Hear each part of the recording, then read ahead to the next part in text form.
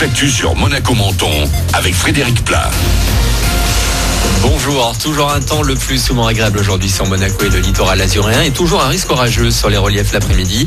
24 degrés sont prévus au plus fort de ce mercredi 3 juin, 20 actuellement sur le Rocher et à la frontière italienne.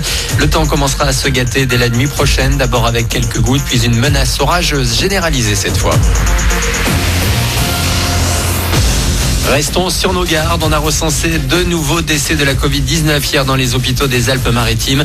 Malgré tout, les hospitalisations en réanimation, les cas les plus graves baissent toujours. On a une petite centaine de malades dans notre département hospitalisés. À nous de continuer nos efforts en respectant les gestes barrières, même dans les restos et terrasses des cafés rouverts depuis hier. Ceux qui le souhaitent peuvent aussi télécharger l'appli Stop Covid disponible désormais. Elle nous indique si l'on a été en contact avec une personne porteuse du coronavirus. La fin hier également de la limitation de déplacement à 100 km et vous pouvez même dès aujourd'hui aller en Italie. C'est ce mercredi que la péninsule rouvre ses frontières. À Monaco comme en France, hier les terrasses ont à nouveau pu faire le plein, notamment au Café de Paris, sur la place du Casino. Ce cœur de la principauté, dont le réaménagement avait débuté bien avant le confinement, a hier été inauguré par la famille princière. À la place de l'ancien camembert engazonné, on a maintenant un espace piéton de 3000 m² avec palmiers. C'est d'ailleurs ici que devait avoir lieu le concert de Céline Dion en juillet. La SBM s'est engagé à lui proposer de revenir l'été prochain. Le sport maintenant, il y aura bien de la Formule 1 cette année, reportée à cause de la crise. Le Grand Prix de Monaco, notamment, nous est passé sous le nez il y a quelques jours. Le lancement de la saison aura lieu en Autriche le 5 juillet. Rendez-vous le 6 septembre en Italie à Monza. Rien de calé sur notre territoire pour le moment.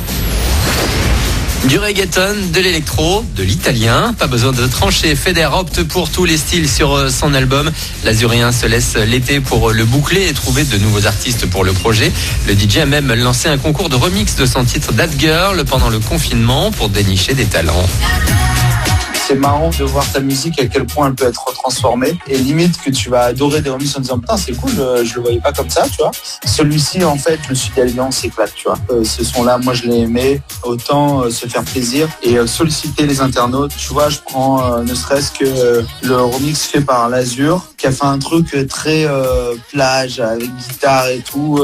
Musique n'a plus du tout le même regard, tu vois. Moi j'avais fait un truc limite reggaeton, afro, tout ça. Et là lui il est arrivé, tu vois, genre chill, t'as envie de le mettre à la plage, donc du coup elle a plus du tout le même sens, tu vois. C'est ça le remix, c'est ça qui est cool. Une interview de Morgane Derrien. Le nouveau single de Feder, Cosa Fai, est aussi disponible sur toutes les plateformes de streaming. Voilà pour votre actu. Il est 8h05. Bon début de journée à vous, bon réveil avec Manu dans le 6-9 sur Énergie. On est là.